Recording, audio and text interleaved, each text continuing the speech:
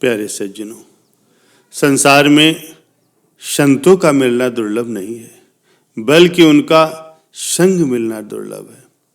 संत की पहचान न होने से मनुष्य की बुद्धि अश्रद्धा एवं नाना प्रकार के तर्क के कारण उसे संसार के प्रपंचों में ही घुमाए रखती है। जिज्ञासुओं को संत, भगवान और साधकों से मिलने से, जिनसे सहज ही भक्ति प्रकट होकर के साधक का कल्याण हो जाता है। प्यारे सज्जनों, संसार में ऐसे लोगों का संग मिलना बहुत ही दुर्लभ होता है। संत की दृष्टि में जाति पात, ऊंच नीच, गरीब अमीर, छोटा बड़ा आदि का कोई भेदभाव नहीं होता। कोई संत से प्रतिष्ठा प्राप्त करने के लिए जुड़ता है, कोई उनसे संपत्ति और कोई संसार का वैभव मांगता है। लेकिन सच्चा साधक, सच्चा शिष्य वही है जो गुरु से आत्मज्ञान और भगवान को प्राप्त करने के लिए जुड़ता है। प्यारे सज्जनों, एक समय की बात है, एक गांव में एक व्यक्ति अपनी पत्नी और अपनी लड़की के साथ रहता था। एक बार उसके गांव में एक बहुत ही सिद्ध संत पधारे। उस व्यक्ति ने उन संतों को अपने घर में ठहराया। कुछ दिनों तक उनकी खूब सेवा की। वो संत उस व्यक्ति की सेवा भावना से बहुत प्रसन्न हुए। जाते समय संत ने उस व्यक्ति से कहा कि मैं तुम्हारी सेवा भावना से बहुत प्रसन्न हूँ, मैं तुम्हें कुछ देना चाहता हूँ, इसलिए तुम मुझसे कोई वरदान मांग लो। वो व्यक्ति बहुत गरीब था, वो बहुत धनवान बनना चाहता था। वरदान की बात सुन करके उस व्यक्ति के मन में लालच आ गया। उसने कहा, महाराज, अगर आप मुझे कुछ देना ही चाहते हैं तो मुझे ऐसा वरदान दीजिए कि मैं जिस भी चीज को छू लूं वो सोना बन जाए। संत बोले, बेटा, इस वरदान की जगह तुम कुछ और मांग लो। ये वरदान बहुत खतरनाक है, इससे तुम्हें बहुत परेशानी होगी। मैं तुम्हारा भला चाहता हूँ, इसीलिए ऐसा कह रहा हूँ। इसकी जगह कोई और वरदान मांग लो। वो व्यक्ति बोला, महाराज, मुझे तो बस यही वरदान चाहिए। अगर आप मुझे कुछ देना ही चाहते हैं तो यही वरदान दीजिए। संत ने उस व्यक्ति को बहुत समझाया, लेकिन वो व्यक्ति नहीं माना। अंत में संत ने उसे यही वरदान दे दिया कि तुम जिस भी वस्तु को छुओगे वो सोना बन जाएगी। ये वरदान दे करके संत वहां से चले गए।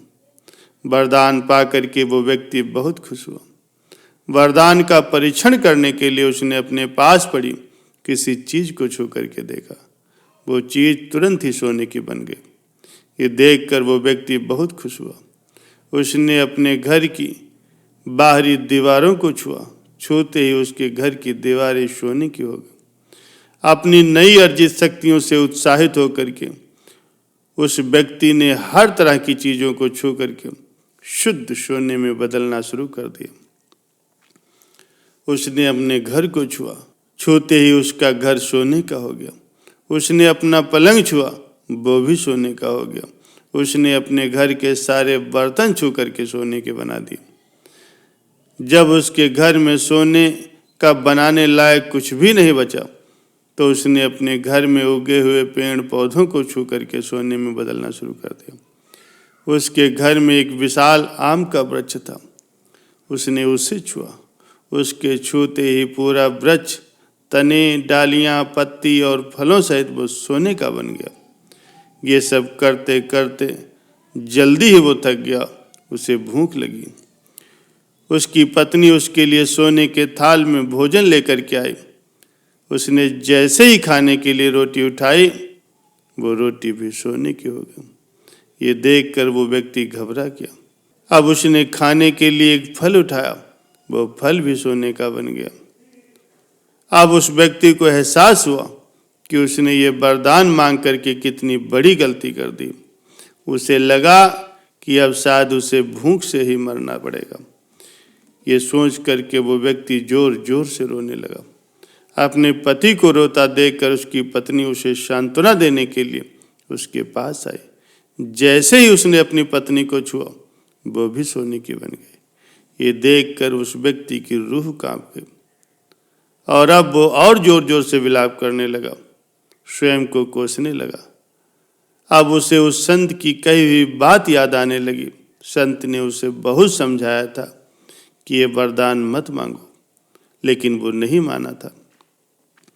अब उसे अपने आप पर पछतावा होने लगा, परंतु अब वो कुछ नहीं कर सकता था। उसे इस प्रकार से रोता देखकर उसकी लड़की भी उसके पास आई। ये देखकर वो व्यक्ति जोर से चिल्लाया, मेरे पास मत आओ बेटी, नहीं तो तुम भी सोने की बन जाओगी। ये सुन करके उसकी लड़की वहीं ठहर गई। तब उसकी बेटी ने कहा, पिताजी, वो संत अभी हमारे घर से ज्यादा दूर नहीं गए होंगे, उन्हें जा करके ढूंढो। अब वही हमारे संकट को दूर कर सकते हैं। बेटी की बात सुन करके वो व्यक्ति तुरंत ही उन संत जी को ढूंढने के लिए निकल पड़ा। सारा दिन ही वो उस संत को ढूंढता रहा। अंत में शाम को उसने देखा कि वो संत एक पेड़ के नीचे ध्यान की मुद्रा में बैठे। वो व्यक्ति उनके पास गया और उन्हें दूर से ही प्रणाम करने लगा। जब संत ने उसके आने का कारण पूछा तो वो व्यक्ति जोर जोर से रोने लगा और अपने घर की सारी घटना उनको कह सुनाई। संत बोले, बेटा, मैंने तो तुम्हें पहले ही कहा था ये वरदान बहुत खतरनाक है, इसकी जगह कुछ और मांग लो, लेकिन तुम नहीं माने और लालच के वशीभूत होकर के तुमने मुझसे ये वरदान मांग लिया। वो व्यक्ति बोला, महाराज, मुझे क्षमा कर दीजिए, मैं जल्दी से जल्दी धनवान बनना चाहता था, इसलिए लालच में आकर के मैंने बिना कुछ सोचे समझे आपसे ये वरदान मांग लिया। इस वरदान के कारण मेरी पत्नी भी सोने की बन गई और मैं कुछ भोजन भी नहीं कर पा रहा हूँ, क्योंकि मेरे छूने से सब कुछ सोने का बन रहा। इस प्रकार तो भूख से ही मेरी मृत्यु हो जाएगी। मुझे अब ये वरदान नहीं चाहिए, कृपा करके आप इसे वापस ले लीजिए। संत मुस्कुराए और बोले, बेटा, तुम्हें अपनी गलती का एहसास हो गया, लेकिन तुमने एक बहुत अच्छा अवसर गंवा दिया। तुम वरदान में मुझसे कुछ ऐसा मांग सकते थे जिससे तुम्हारा, अपना और सबका भला होता। अब मैं अपना वरदान वापस लेता हूँ। अब तुम पहले की ही तरह एक साधारण व्यक्ति बन के रहोगे और तुम्हारी स्पर्श की शक्ति खत्म हो जाएगी, और अब तक तुमने जो कुछ भी सोने का बनाया है वो सब कुछ पहले जैसा हो जाएगा। ये कह करके वो संत फिर से ध्यान में बैठ गए। संत की बात सुन करके वो व्यक्ति खुश हुआ और उसने अपने आसपास पड़े पत्थर को छू करके देखा। इस बार वो पत्थर सोने का नहीं बना। ये देखकर वो व्यक्ति बहुत खुश हुआ। वो दौड़कर अपने घर पहुंचा। घर पहुंचकर उसने देखा कि उसका घर जो पहले सोने का था अब पहले जैसा हो गया था। उसके घर में सब कुछ पहले जैसा हो चुका था। वो घर के भीतर गया। अब उसकी पत्नी भी पहले जैसी हो चुकी थी। उसने जो जो चीज़ें सोने की बनाई थी वो सब पहले की जैसी हो चुकी थी। उसके घर पहुंचते ही उसकी पत्नी और उसकी बच्ची दौड़कर उसके पास आए। वो व्यक्ति उन्हें गले लगा करके बहुत खुश हुआ। अब सब कुछ पहले जैसा हो चुका था। इस घटना के बाद उस व्यक्ति ने ये सबक लिया कि जीवन में फिर कभी भी वो लालच नहीं करेगा। उसके पास जो कुछ भी है उसी से ही संतोष रखने की उसने कसम खाई। इस घटना के बाद वे सभी खुशी खुशी अपना जीवन यापन करने लगे। प्यारे सज्जनों, इसीलिए कहा जाता है लालच का फल हमेशा ही बुरा होता है।